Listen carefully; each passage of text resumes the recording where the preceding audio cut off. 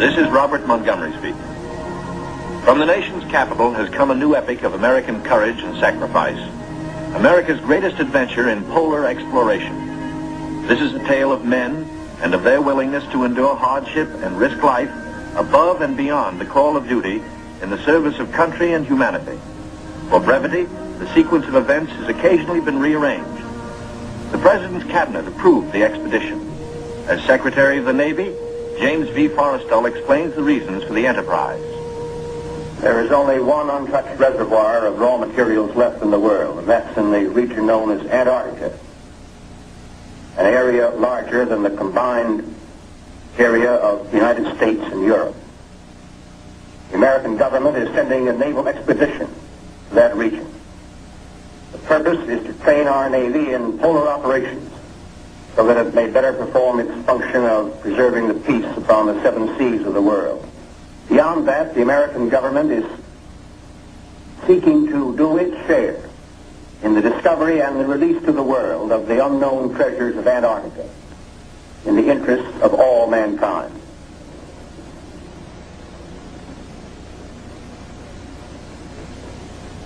Thumbs up to this, gentlemen. The Secretary has approved our plans, confirming you, Admiral Byrd, as the officer in charge of the expedition, and you, Admiral Cruzen, as the task force commander. And we get everything we need. That makes Operation Highjump the greatest polar expedition in history. Admiral, time is going to be our greatest handicap.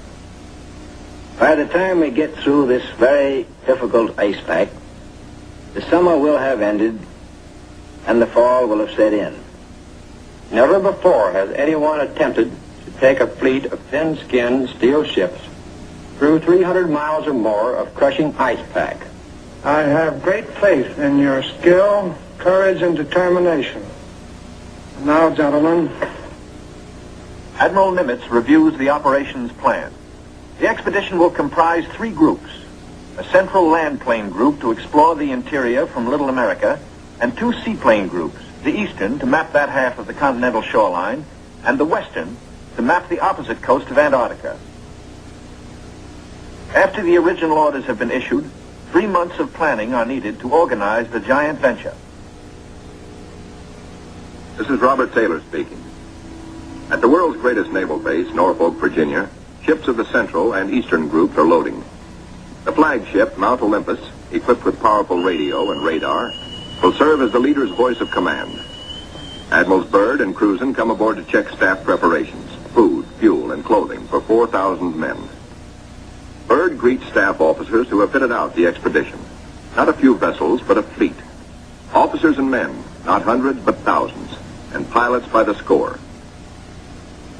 The Chief of Staff, Captain Quackenbush, calls up the fleet's youngest recruits to meet the admirals, who name them Running Jump and High Jump. The pups are unimpressed by rank. Running Jump and High Jump are first arrivals from the Chinook kennels at Wanalancet, New Hampshire, where sailors are learning the art of navigating dog sleds. Everything happens to sailors. But soon they come to understand and to love the Huskies. They watch their dogs carefully to see that they have enough to drink and enough to eat, and always at the right time. Dog Watch Bluejackets practice the patient care that will keep the dogs in prime form. Not only food, daily attention to their eyes so that they may not suffer the dreaded Arctic snow blindness, and the inevitable vitamin pills. Even dogs can't escape these days of ABCD health. The boys learn all the tricks. Tickling of the throat and a pat on the nose gets the pills down. The dog sleds are the small boats of the Antarctic. Each carries 600 pounds, with 10 dogs hauling. Each dog's harness is tailor-made, carefully fitted to avoid the chafing that has been fatal to many a sled dog at below 0 temperatures. The Husky's paws are equally important. There are canine snowshoes, precisely notched for the pulling claws. In cut-down auto chassis, the sailor drivers finish training. Huskies so often have meant life itself to Admiral Byrd that he calls them his Antarctic life insurance company. From From Norfolk, Admiral Cruzen sails aboard the Mount Olympus. His crews are a cross-section of the country's manhood. Admiral Byrd will follow later in the carrier Philippines Sea. The Coast Guard icebreaker, Northwind, powerful plow horse of the expedition, backs out.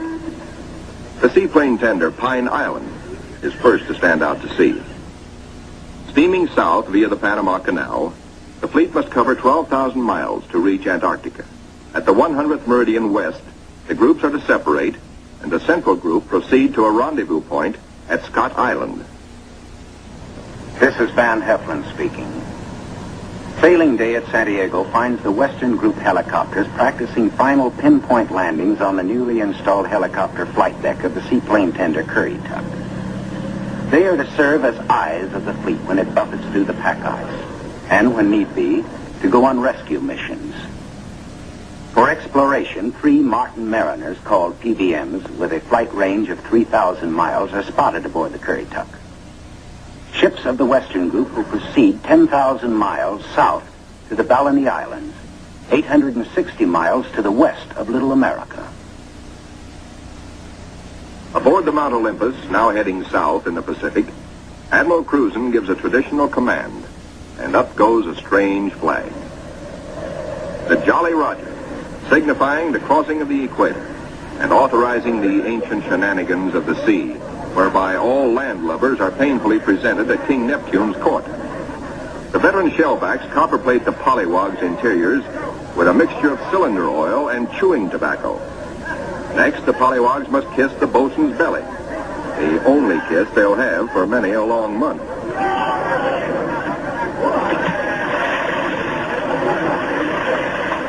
They wind up with a dunking and a final whacking to warm them up, officers and men alike. Wearing the whiskers of Neptunus caninus, Ricky, the veteran husky, presides as the pups become doggy shellbacks. The oncoming shadow of the Antarctic intensifies preparations. Bamboo is split for trail marker sticks. These, topped with flags, will form lifelines to guard the men against losing the trail in blinding blizzards. Small details, but vitally important in the wilderness of ice. The dogs are inoculated against infection. Now the serious business of the sea takes over. Danger menaces the fleet oiler, Capacan. She must fuel the fleet now to lighten her cargo of 4 million gallons of oil. If storms strike her, plates may warp, rivets shear, and her back may be broken. And ahead are the dreaded Roaring 40. Deck parties run with hauling lines, bringing over the Cacapan's captain for a conference.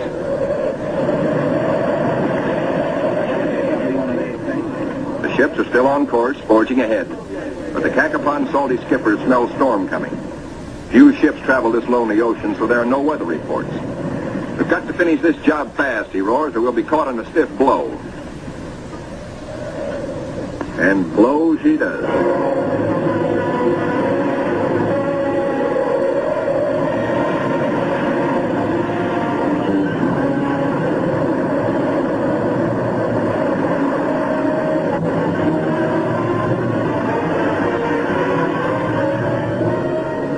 Clearing skies, but still the gale blows hard.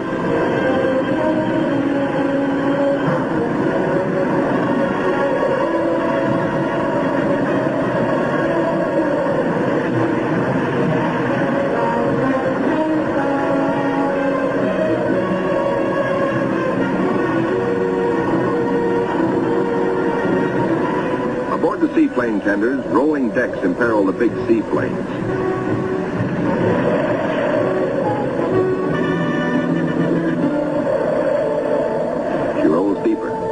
A sudden lurch. The Navy cameraman taking these pictures is thrown, his leg broken. He swings his camera, catches the nose of one plane smashed in, swings aft, spots another plane overboard, sinking in the wake. Lost.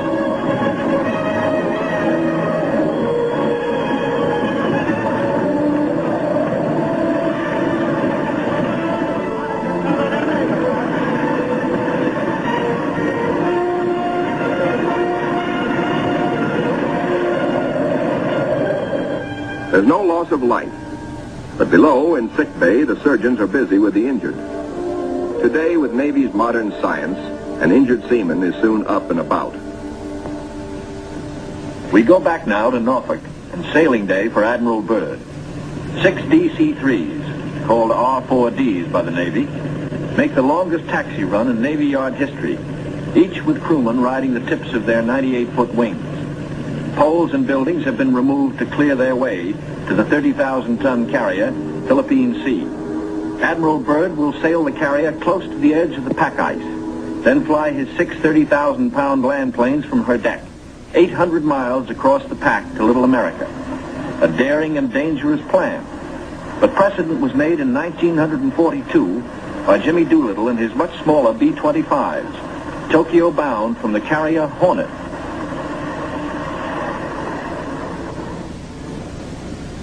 As the Philippines Sea sails on her 10,000-mile voyage, the advance group under Cruzen has voyaged far south.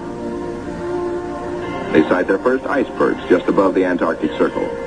Careful bearings are taken, for the hulls of these ships are no thicker than was the steel skin of the Titanic.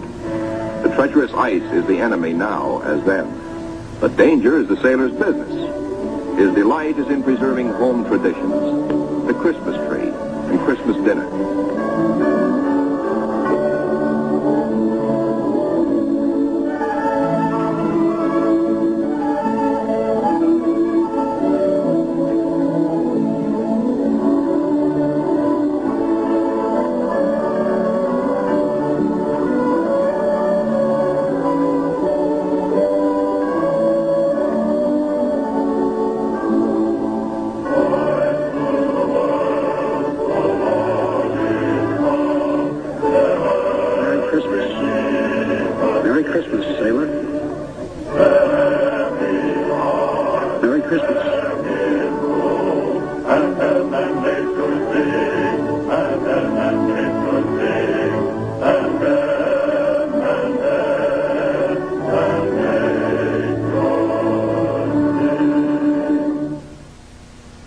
We'll be right back with TNT Overnight. 50 years of classic films all night long. For love, he'll throw down his... Engines throb, taking the central group deeper into icebound seas. Now, by the far-seeing eye of radar, the bridge learns of land ahead. And flag communications passes the word to the fleet. Scott Island, dead ahead. All ships rendezvous. 600 critical miles of their 12,000-mile voyage still to go. The ice pack ahead has been the executioner of many gallant ships. Cruzen summons captains and executive officers for a staff conference. While the staff confers, a small landing boat sets off for Scott Island, named in honor of the heroic British explorer, Captain Robert Falcon Scott, who lost his life a generation ago trying to fight his way back from the South Pole.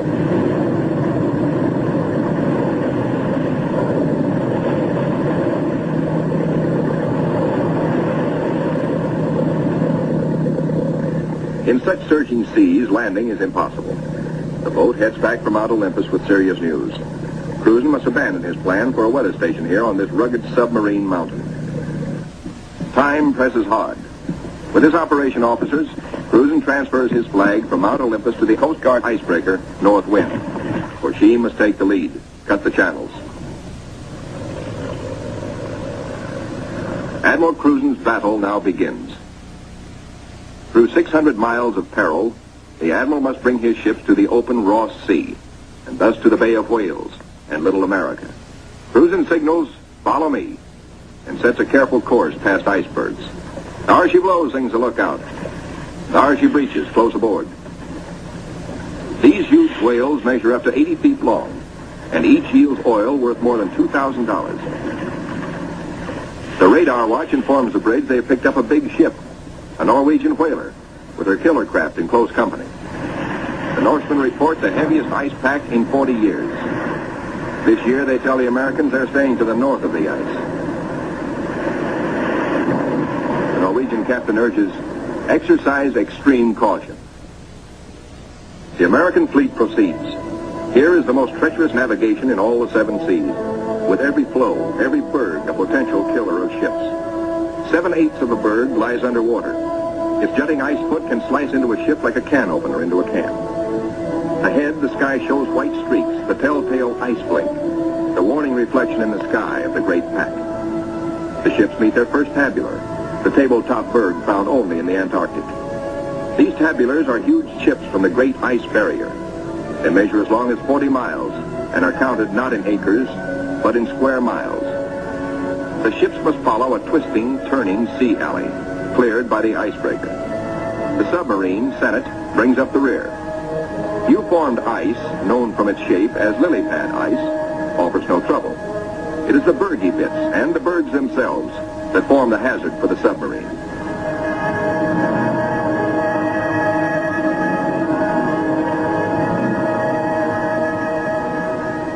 A little Adelie penguin comes aboard as pilot and rides the deck for 2 solid days. Navy cameramen find new subjects, a group of emperor penguins feeding in the lead.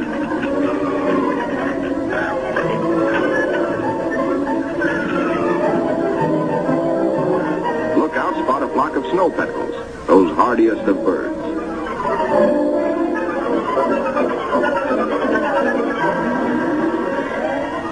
Admiral Cruzen orders reconnaissance by helicopter and himself boards the plane as observer.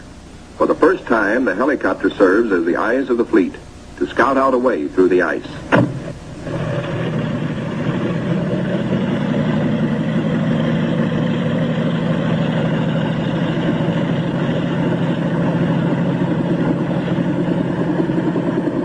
Somewhere to the south, Cruzen hopes to locate better going, perhaps a lead heading toward Little America. Beyond the brash ice, at first he can spot only isolated lakes. At last he sees his lead. Reconnaissance by helicopter has paid off. And just in time, for the helicopter's gas is running low. The long practice hours of pinpoint landing have not been wasted. The Admiral is safely back aboard. Cruzen changes course to head the fleet toward his lead. No open roadstead here, no channel markers. The turn is difficult for the big ships. Now to the men of the fleet comes one of nature's weirdest pictures, the Antarctic twilight. Eerie greens and pastel blues. Men who look grow silent, but long remember.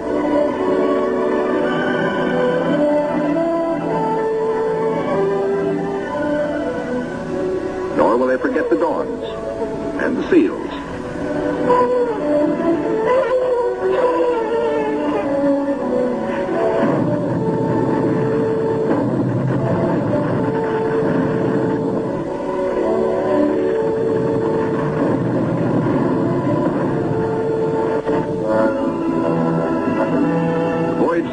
Was to have taken 3 or 4 days, but a week has passed, and the task force has made only 100 of the 600 miles across the pack.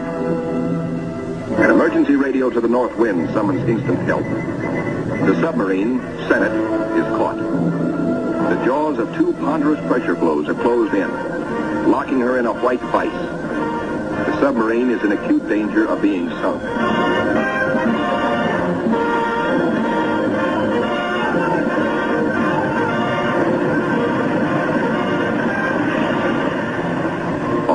Realize now that the Sennet may never get through.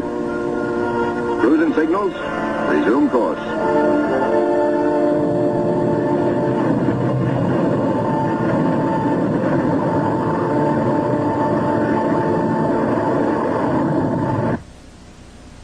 Meanwhile, the Eastern Group has steamed to Peter I Island, 1,250 miles northeast of the main base to be established at Little America. The Eastern Group's seaplane tender, Pine Island, sends a helicopter to scout the rugged coast.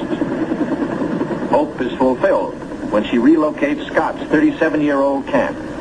This was the base for the ill-fated Britain's expeditions at the turn of the century. While the helicopter waits, the Americans look over the hut, finding only an abandoned sled. But back at the Pine Island, the helicopter meets trouble. Her rotors, heavy with ice, fail. She crashes only a few feet from the safety of the landing deck. Within seconds, the Pine Island's crash boat reaches the sinking helicopter. The rescue crewmen, drilled for just such an emergency, yank Captain Dufek and his pilot safely aboard. Back at the Central Group, danger increases for the submarine. Crushing ice is now riding up over her decks. She is solidly frozen in.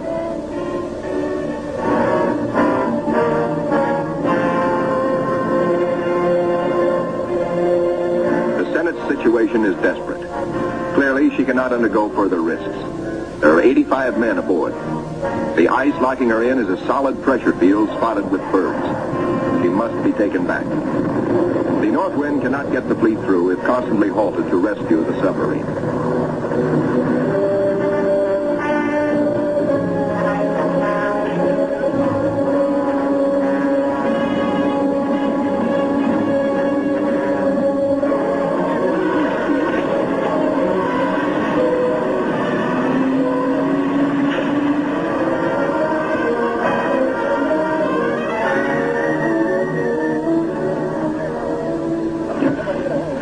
Icebreaker Northwind, with Admiral Cruzen in operational command, leaves the ships to await her return from the 400-mile round trip, towing the battered submarine, the Sennet, north to the safety of the open sea. 1,200 miles to the west, 10 men set out from the western wing of the expedition on a hunt. For one of the seaplane tender Currituck's missions is to bring back specimens for the Federal Fish and Wildlife Commission.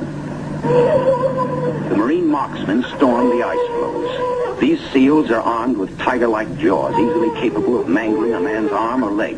The men risk the slashing jaws of the master bull himself. He's no calf. He fights to kill. Once secured, he finds out for the first time in his life what it's like to be petted. That's not so bad.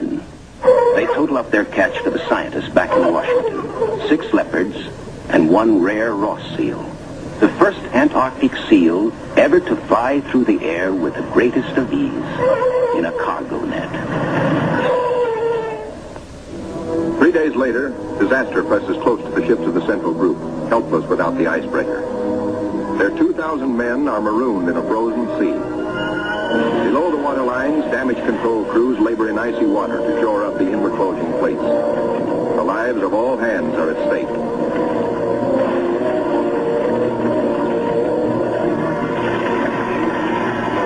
Flashes an SOS to Cruzen 200 miles to the north.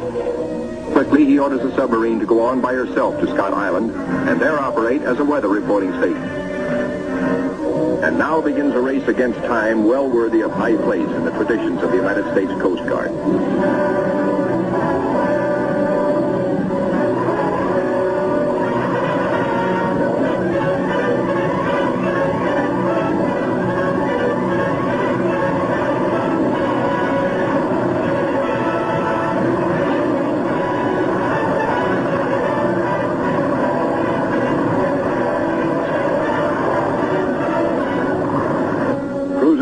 Black news from the flagship, Mount Olympus. Already 5 frames forward stove in, more weakening. Only the Northwind can bring salvation to the 2,000 men of the stricken fleet. Dr. Seipel, Army ice veteran, volunteers to test the floes. If the ships must be abandoned, will the ice support the survivors? Cruzen awaits Dr. Seipel's verdict. Seipel reports the ice cannot be trusted.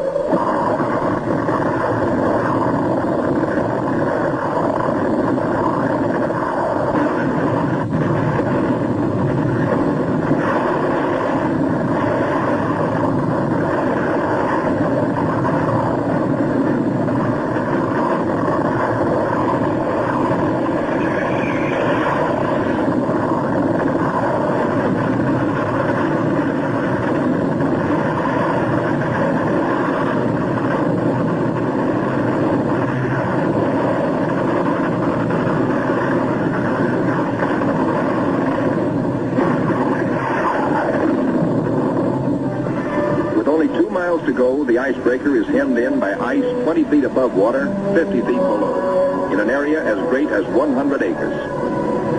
Hopelessly gripped by the ice, the cargo ship Merrick is now in grave peril.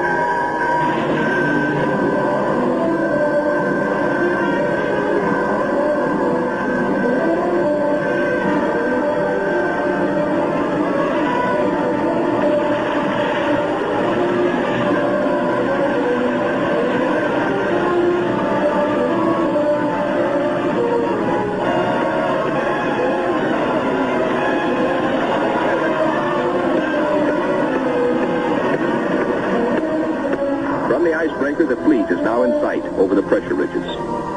The desperate struggle of the Northwind to reach them seems hopeless at times. The icebreaker counts her gain by yards now. Captain Thomas fares passages that normally he would avoid. It's the critical last round, a straight-out slugging match.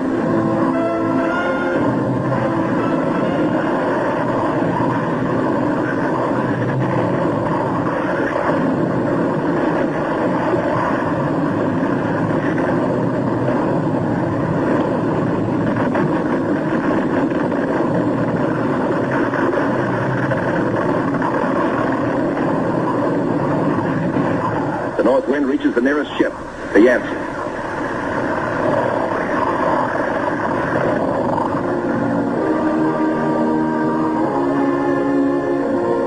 The Coast Guard icebreaker, Northwind, commands the only power operating in the whole frozen fleet.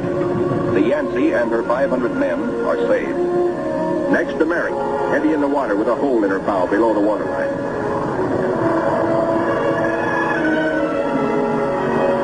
Wind reaches the flagship, Mount Olympus, cuts her free. The fleet has survived. 2,000 weary American sailors are safe. Beyond the great ice whirlpool that held them fast, they steamed through the southern edge of the pack, through to the open waters of the Ross Sea, and little America dead ahead. Word of the deliverance of Admiral Cruzen's men reaches Admiral Byrd aboard the carrier Philippines Sea as she passes through the Panama Canal, Pacific bound. Officers watch sharply. The glove-tight fit of the 750-foot hull requires that the ship be kept exactly ruler edge true with the sides of the lock. The Philippines Sea navigates the canal in a day. As she heads south in the Pacific, Admiral Byrd devotes all his time to the flight ahead, perilous but of vital importance to naval aviation. Never before have such huge planes attempted carrier deck takeoffs. Never before have wheels and skis been combined in one landing gear. The wheels for deck takeoffs and the skis for landings on ice. The grave risk is that one may interfere with the other and bring disaster. Byrd makes the decision. The wheels will have only a 3-inch clearance between skis and deck. Upon this will depend the lives of 40 men, and he will lead the way. Triumph at last for Admiral Cruzen. The entrance to the Bay of Whales, the famous 400-mile Ross barrier. The Admiral can now relax. He, an American admiral, has brought a modern fleet for the first time into the innermost waters touching the great unknown continent of Antarctica. This is an historic moment. At long last, Admiral Byrd has realized his dream of many years of reaching little America with men and ships of the United States Navy. Reception committee. Hey, gang, hurry up. See the big penguins in our bay. Big penguins, bigger than emperors. Big black mountains that move. They walk like us, but not quite the right way.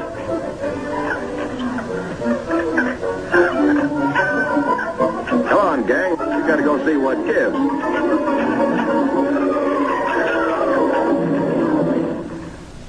The big penguins and their big black mountains, the ships, are on 24-hour duty, with the first job to secure all mooring lines. Big timbers sunk deep in the ice serve as anchors. They're called dead men in sea parlance, perhaps because they're buried. Slip toggles are rigged for quick release in case ice forces an emergency getaway. Unloading, reconnaissance planes first, next hauling equipment. The Marine Corps weasels, heavy-duty caterpillars, and trucks, 40 in all. Here are no port facilities, but the Navy shows its self-sufficiency as it did throughout the war in operating at sea without bases or with improvised bases. Here are no docks or roads, yet all freight aboard 3 heavily laden ships is hauled 2 miles over the ice up to Little America. Dogs next, a barking, tugging boatload of huskies. And the pups, growing fatter and bigger every day. All are happy with the welcome smell of snow in their nostrils. This is home. This is fun. But this is work, too, for time is short. The dogs must haul their share of the tonnage. Halt. Trouble ahead. Pressure ridges block the way inland to Little America. Even the largest caterpillars are stalled. The call goes out for dynamite crews, Navy's trained demolition teams, seasoned on enemy beaches. They must blast the 50-foot ridges, clear the way to meet the expedition timetable. The ridges are deep. The Blasting takes hours.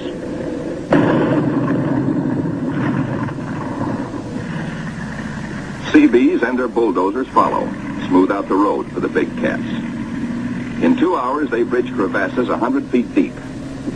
And so 10,000 tons of gear, brought down by the cargo ships, start moving up to Little America. Work goes steadily forward. Seabees, with all hands helping, use every one of the 24 hours of daylight in the South Pole summer. Caterpillars with snowshoe oversized treads accomplish in hours the work that in old days hundreds of dogs could do only in weeks. Airstrips, smoothed out with drags, take high priority. Byrd has flashed word from the Philippines Sea, now standing by off the pack ice, that he's ready to fly his R-4Ds in. It's up to the work parties to make up the time lost in the pack ice. Up to these men to work while gusty winds drive flesh-cutting gravel-like snow across the open, or to dig deep for storehouse foundations. Food dumps grow steadily. Here is the favorite hangout of the veteran Husky, Ricky. Born at Little America 12 years before, and still hungry. Each hour brings other buildings to completion. Knockdown Wanigans grow magically, and the Air Headquarters Quonset is ready. Snow blocks are dug out for windbreaker walls. These blocks are the adobe of Little America. Good idea, squawks the sidewalk superintendent of the base. Good idea. These big penguins do right well to bear in mind that when she blows down here, she's liable to blow your eyelashes off. The little Adderley shows no fear. What? Smoke? Silly idea. We'll be right back with TNT Overnight, 50 years of classic film. The ships are all but emptied. The Caterpillars and Go Devils live up to their wartime good name. Within 70 hours, the Seabees are hauling in the last 500 tons of essentials. Only a few more cases to be broken out. The local waterworks is the pride of the Seabees. 3 GI cans of snow produce 1 can of water, purest in the world. You keep your furnace going, which makes steam, which melts snow, which makes water. Simple. Simple once CB Engineering in Washington had figured it out before ever the first ship left port. And now, the ordered streets of a tent city that is Little America the Fourth come into being where 3 days before, the primeval snow lay unbroken. The church flag on the first Sunday signifies a pause for prayers. After the last Mass, and after the Protestant and Jewish services, the off-duty sailors have but one thought. Transportation has but one terminal, the mess hall, the best dinner of the week, as ancient Navy tradition always has decreed. Admirals and captains wait their turn in the chow line with the men. Inside, plates are loaded. Roast beef, rich gravy, high mounds of mashed potatoes, flaky pie. Life looks up again. A cigarette, good coffee. 5 miles east of Little America, a seal herd, 500 strong, has its feeding ground amongst pressure ridges and in deep crevasses. Ricky, as a pup, played the game of run, seal, run, and he hasn't forgotten. The seal wallops with his tail. Ricky's 12-year-old teeth are not so good on the slippery, wet hide of the 600-pound Waddell. Mr. Seal decides he's had enough. He scuttles down his escape hatch to the water below. Chow time. The only seals killed are for dog meat. Especially good because it insures against scurvy. The pups smell their dinner coming and let their handler plainly know they want it. Right now. They're only a few months old and forever hungry. Yet soon they will be pulling more than their weight in the sledge traces. They like their meat red and will fight for it. The flagship flashes word by radio to the carrier Philippines Sea. Base ready, weather suitable. On the carrier, 6 planes, triple checked, are ready for their moment of destiny. Admiral Byrd has given the pilots a final briefing. Everything depends on split-second timing. Pilots, man your planes. No 3,000-foot runway here. Only a scant 300 feet. Jet propulsion is their reliance. Crewmen attach jet containers, 4 to a plane. These JATO bottles are packed with flaming power. In the critical 10 seconds at takeoff, they give the kick-up of 2 added engines.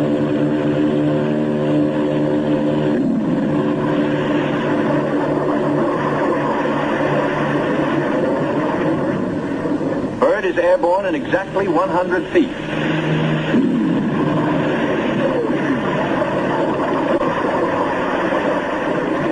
Admiral Byrd and his companion plane will try the 800-mile flight first.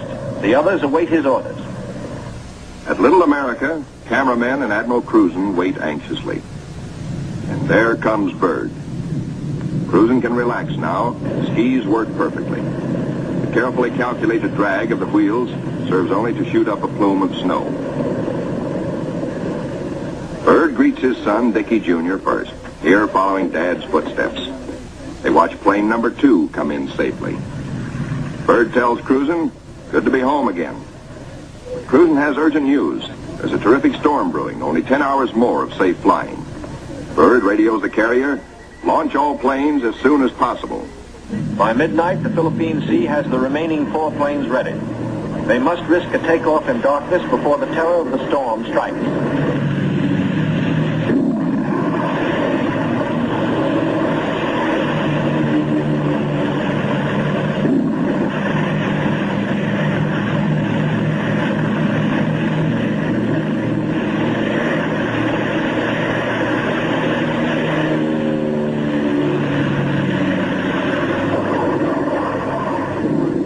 Finds the planes over the pack ice. With frozen depth below and weather closing in, navigation becomes tricky. This close to the pole, the magnetic compass is no help. At the base, men scan the gray skies, looking, and finding only the blackness of the approaching storm, now visible to the east. If the planes don't make it within an hour, but in they come, one by one, to land in the last remnants of clear light. Each landing is the first on the ice for each pilot. These men are the first ever to fly big planes into the Antarctic. Or on previous expeditions, the planes were freighted in, assembled, and only then were they flown. These Navy and Marine Corps flyers have been bred on stormy going. Their long experience and, above all, the Navy's relentless training in all details brings them in, but with little time to spare. The blizzard hits, 100 miles an hour, scouring across the sastrugi. In storms such as this, many brave explorers have died.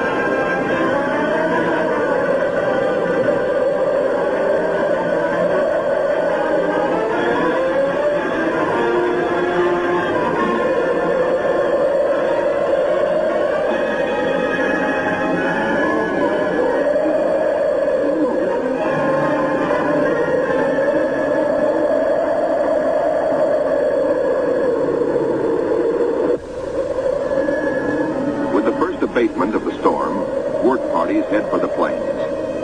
The blizzard is 40 hours old. The wind has become bearable.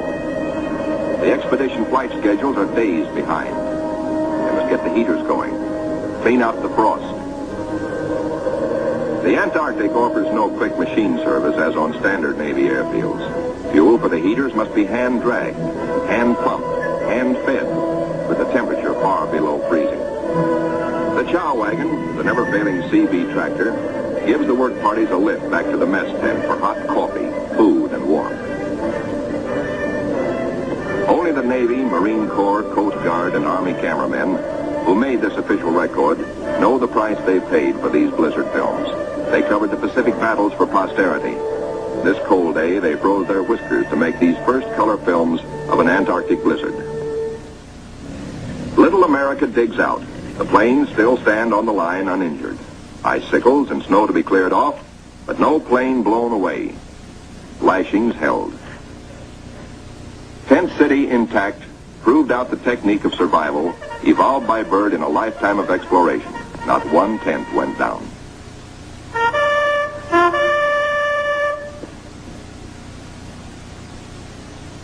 No matter how great the pressure of work, the flag must be raised with a ceremony which is its due.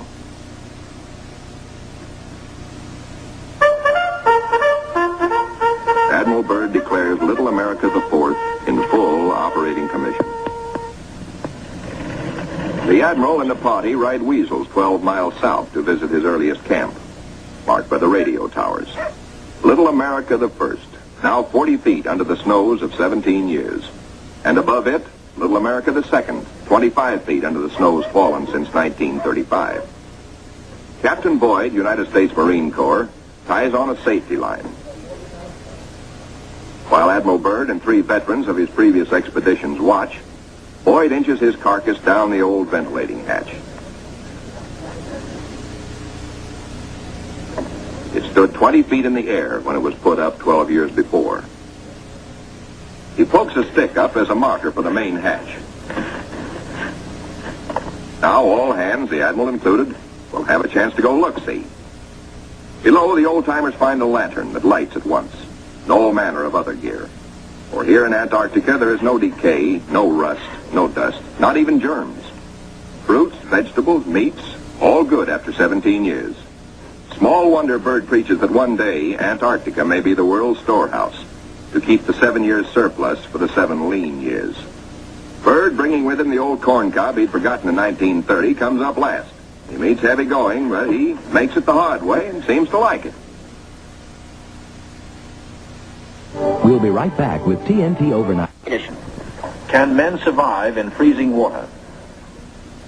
Men from Mars, members of a special underwater demolition team, wear the new cold water rubber survival suit. In contrast to these skylarking youngsters eating ice cream in the ice, men in ordinary clothing are paralyzed in 6 minutes and die very quickly thereafter. Yet these sailors, wearing only underwear beneath their survival suits, stay in half an hour and come up chipper and warm. On the sunny afterdeck of the Mount Olympus, the expedition's prize penguin catch, the big emperors, are living the life of penguin Rileys. They grow 4 feet tall, weigh up to 80 pounds, and are the only creatures who live throughout the year on Antarctica. Eons ago, they flew. In time, their wings evolved into swimming fins. Their deep feathers are the warmest known. Their feet, thick leather-like pads. On these, they lay their single egg and tuck it up within the body feathers for warmth, to hatch it. In captivity, they must have their vitamins. Keeping them alive for the return voyage is quite a problem, for their bloodstreams have no germ resistance. Their necks are ball-bearing. Strangely enough, the smaller captive penguins prefer their fish fillets. They won't eat live fish out of a pail. The rockhopper penguins are the clowns of the Antarctic. 20 inches high, cocky yellow eyebrows, sassy, and forever hungry. As the men find out, they'll eat their weight in fish every 3 days. The gathering of scientific data ranks high in expedition plans. Admiral Byrd says goodbye and good luck to an over-ice expedition which is to probe deep into the Rockefeller Mountains, 300 miles southeast. 2 LVTs hauling supply sledges strike out into the white darkness, their mileage checked by bicycle wheel counters astern. In the mountain rocks, they will seek minerals and ancient petrified vegetation. Hourly, they will record important aerological data. But exploration by plane has priority 1. 1.5 million square miles are to be explored and mapped, and the oncoming winter soon will end flying weather. The wheels come off. But both takeoffs and landings on the ice must be made by skis alone, delicately balanced to feather in the wind, yet strong to stand the shattering shock of landings. Organized exploration on a scale hitherto undreamed of calls for precision timing. Each plane is serviced on exact schedule with 1,200 gallons of high-test gas and with preheated oil tested to function at 80 below. A pressure tank, especially designed for operations in deep cold, pumps the oil into the planes. Daily flights begin. Each plane has a definite sector to explore, a definite timetable. a definite radio report schedule. While the weather holds, flights operate around the clock. For emergencies, the LVTs cache provisions and fuel at the limit of their range. To aviators forced down, to rescue planes sent out to bring them in, these cairns may offer the one hope and may mean ultimate survival. 1,200 miles to the east, the Eastern Group vessels and planes are exploring the mysterious Phantom Coast. Aboard the destroyer Brownsen, the commander of the Eastern Group, Captain George Dufek, makes an exploration voyage.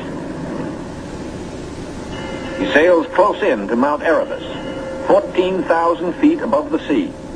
It is the only known active volcano near the South Pole.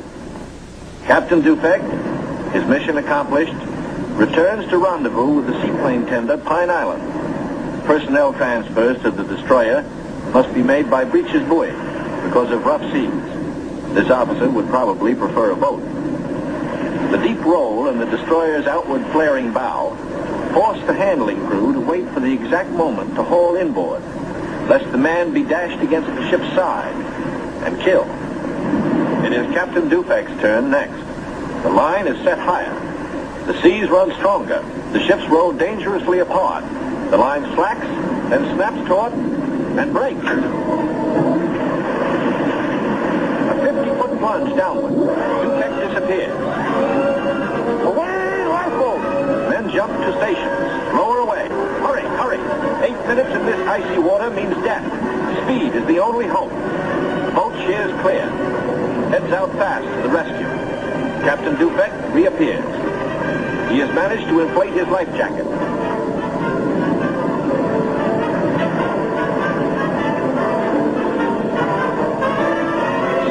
Gone. Dufek grabs the lifeline. The seaman clutches him. By a margin of seconds, he is saved. 1,500 miles west of Little America, the Currituck and her western group are off the Shackleton ice shelf, circling the Sunset Coast. The western group commander, Captain Vaughn, gives pilots and plane crews a last briefing on Antarctic dangers and the technique of survival if forced down. The flight about to start is the longest and most important so far for the Western Group. Before takeoff, survival gear is checked. Gear to keep 9 men alive for 100 days. Food, drugs, sleds, sleeping bags. On the water, the great TBM makes her takeoff run. Her jet assist bottles blast. She lifts quickly into the air and circles the Currituck once. Jet assist bottles, their work done, are dropped and make a salvo splash.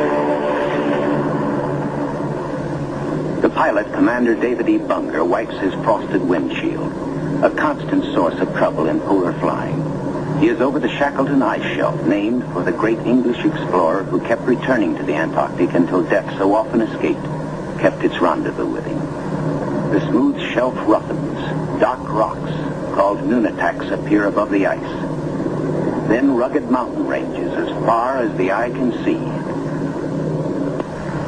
Bunger leans forward in amazement. His eyes have caught a sudden and unbelievable change in scenery. The universal white has turned to chocolate brown, dotted with blue. A cameraman goes into action. 300 square miles of land without snow. Land that might be in New Mexico or Arizona. Pictures alone will prove Bunger has discovered a warm oasis in the shadow of the pole. It is for such supreme moments as this that men brave the hardships of exploration. The astounding, undreamed-of fact is that they are over a chain of warm water lakes whose shores, except for small patches, are free of ice and snow. Commander Bunger circles the largest lake in sight, 5 miles long. He comes in to make a landing. Water temperatures must be recorded. Samples taken. He finds the water fresh, the temperature 38 degrees Fahrenheit. On the shores are vast deposits of coal and of minerals of the utmost importance to civilization. Aside from their headline discovery, Bunger and his men have another good reason for hustling home to the Currituck. A long-awaited ceremony is in progress. The whole fleet awaits news of the all-Western beard derby. The Currituck skipper, Captain Clark, is judge. His salute of the day is right corner mustache, twist. The captain awards prizes to the winners, enlisted men and officers alike, the champions in the first Antarctic Beard Derby. To the most handsome. For the bushiest. To the officer who tried the hardest. To the neatest. To the most unique. To the red all-Currituckian. And to the one with the most sex appeal. At Little America, a warning sounds. The fleet is in sudden danger. It is being frozen in. It may be locked within the Bay of Whales. Here is the treacherous foe. If caught, the ships will be wedged against the barrier, crushed. Here will be the graveyard of the fleet.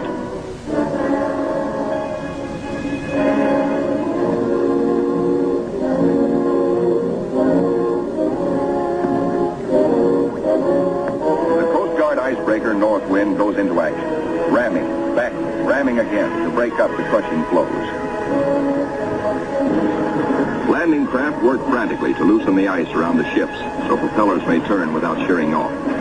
One by one, the ships are cleared, get underway. Byrd remains behind with 197 volunteers in grave problems. His most important exploration flights will now lack the powerful directional radio of the Mount Olympus. To get his men out, he must hope the icebreaker can crash her way back in time.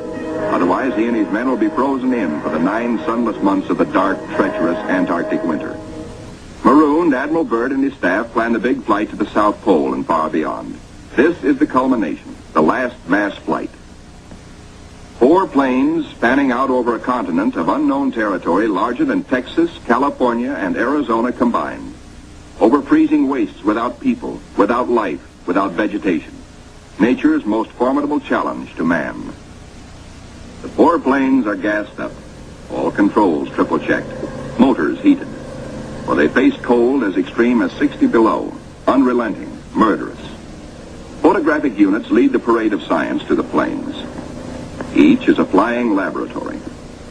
The cameras are the trimetricons and the K-17s that spied out enemy secrets during the war. Now each plane carries 250 pounds of film to record some of nature's last great mysteries. The war's secret radar magnetic detectors are here too, bolted on like bombs. In war, their electronic impulses spotted minefields buried deep under the surface. Now they will read far below the ice, detect and identify minerals, coal, iron, precious ores. Byrd gets the words, "Ready, sir." He boards the leading plane. Gives the command, take off. Crews hasten to rock the ships and thus free the skis frozen to the ice.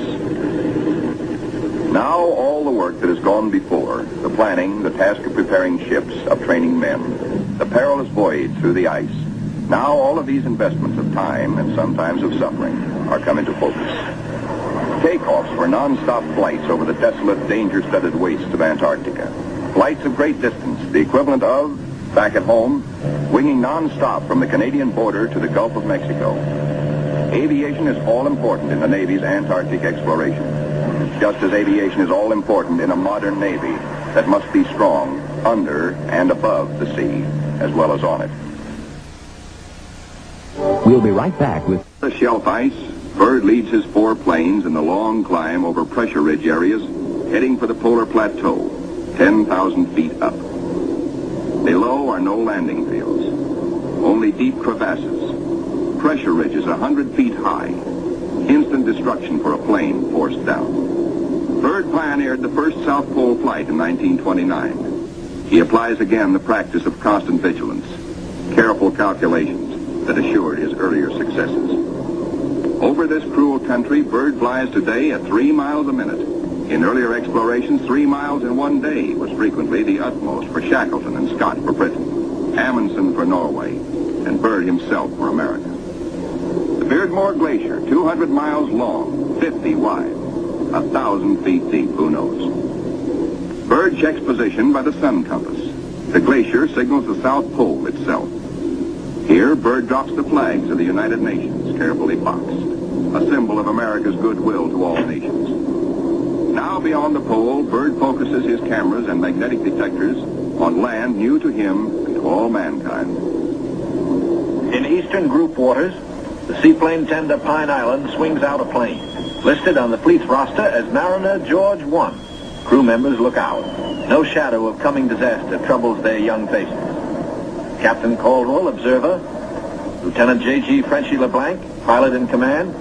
Lieutenant J.G. Bill Kearns, co-pilot. Ensign Lopez, navigator. And a crew of 5 take off to map the treacherous Phantom coast.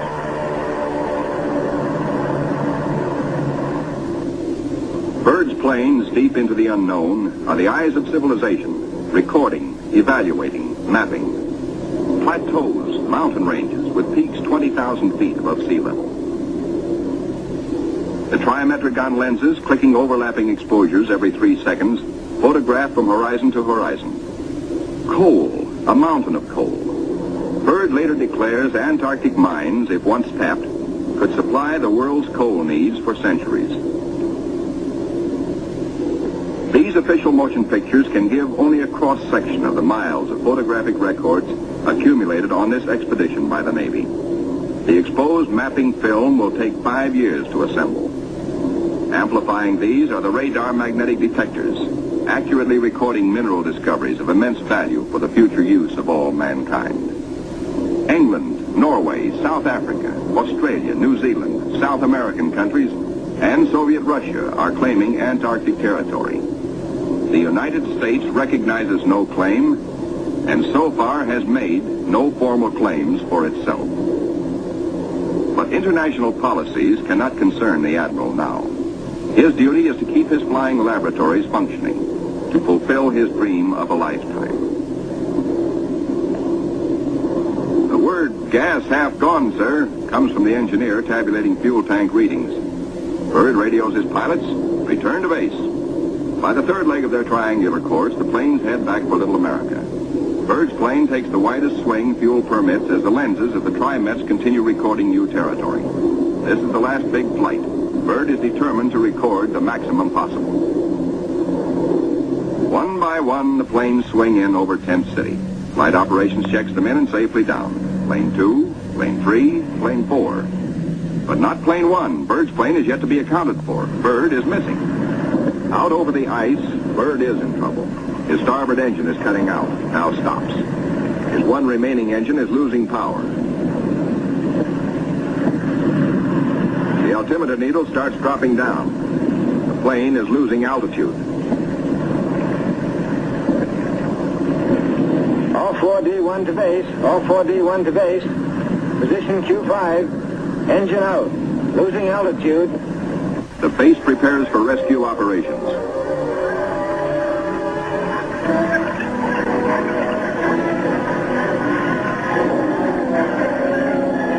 Handicapped by the partial power of one engine, the plane is in jeopardy. Down she drops. The needle drops from 3,000 feet downward, threatening peaks around. A further drop might mean a crash. Only one hope: reduce the load, lighten her at once. Maybe that way, maybe if enough weight goes, maybe she will hold. Already the mountains are above. She is deep in the valley, deep in the shadow of disaster. The needle drops downward from 1,700 feet. Jettison all gear.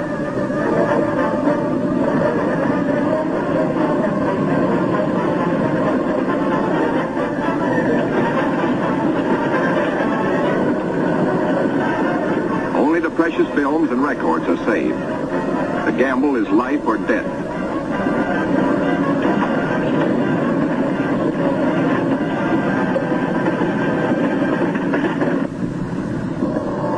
The altimeter levels off at around 900 feet.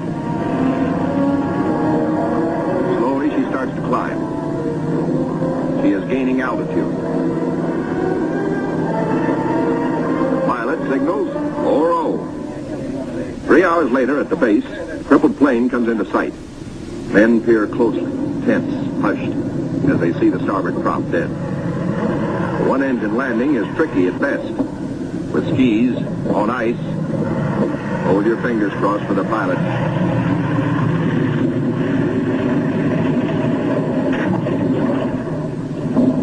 Safe! Safe! Good going! The greatest exploration flight of all history has ended in success. The flight beyond the South Pole. The flight beyond imagination. But over the Pine Island with the Eastern Group is the shadow of tragedy. Captain Dufek flashes the word by radio.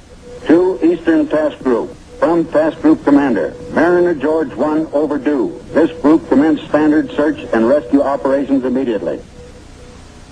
Grim men with grave news from Captain Dufek. No time now for jubilation over his own escape. No mood for rejoicing. Byrd knows better than any man the tragic import of the message. In the freezing danger of the Antarctic, seconds are hours. Minutes are days. Every resource of the expedition must be mobilized instantly. All planes must take the air. All men stand alert for emergency duty. Over the ice packs, above the open sea, across the barrier. Mariner George 1 is down with men. No radio signals coming through. That means a crash. Search, search, search. Wherever the plane is, it must be found. For maddening, anxious days, fog shrouds the area where the accident most likely took place. Men are frantic. Yet daily, at their own request, at their urging, in fact, the crew of the Pine Island gathers for prayer service. On the 13th day, the weather breaks clear. Captain Dufek sends another PBM into the area heretofore shrouded in fog. At last, in clear visibility, the pilots and men scan water and pack ice along the Phantom Coast. Wherever they are, the 9 men of the George 1 have been lost almost 2 weeks. Hope is thin. 5 hours out, Commander Howell, the pilot, spots smoke. A signal fire. Some are alive down there. How badly hurt? How many live? George 1 smashed. The wreckage scattered, some of it burned. And a message on the wing.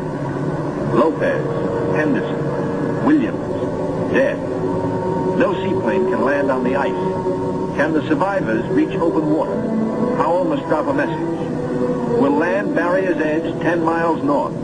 We'll drop flags to mark trail. If you can walk it, form circle.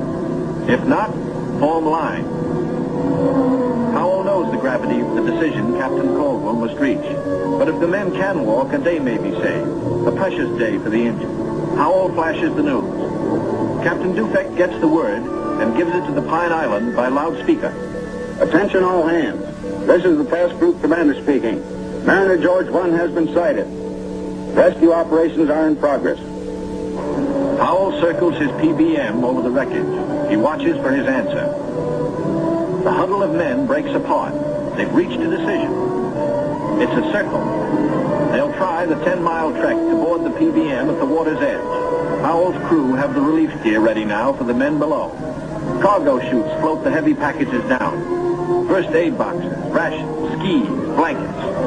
For men hungry, cold, hurt, and losing hope. The chutes are as lovely as shining stars. Symbols of life restored, of return to families who've been waiting and praying. Now to mark the trail. The PBM's crew have hundreds of flags, each weighted to land and stay upright. If fog should again close in on this desolate coast, there must be no second disaster. No wandering from the road to rescue. The survivors follow the trail markers. 5 able to walk, 1 on a sled. 10 miles to go. These men are marching out of the shadow of death into the sunshine of life. Aboard the rescue plane, ready to leave the barrier edge, the survivors, 6 thankful men, jerk out their story in bits and flashes. How Henderson, Lopez, and Williams died in the crash and explosion when they smashed up in milk bowl visibility. How they found scattered cans of food, a stove, and fuel to keep it going, and 1 tube of sulfur tablets, just enough to keep Frenchy LeBlanc, their gravely injured pilot, barely alive. Proudly they tell how Captain Caldwell consulted them all in dividing their little food, how he kept watch, inspired their faith, and how they prayed as men always do when there is no other hope but prayer. Bill Kearns, co-pilot, grins hello. First off is Frenchy LeBlanc. Corpsmen carried him tenderly in a Stoke stretcher. Moore and Robbins pulled him out of the blazing nose of the plane, but his back, hands, and face suffered 3rd-degree burns, and in the Gethsemane of waiting for rescue, both legs were frozen to the knees. Amputation is inevitable, but he will live. The ship's company of the Pine Island greets their skipper, Captain Caldwell. observer on the flight.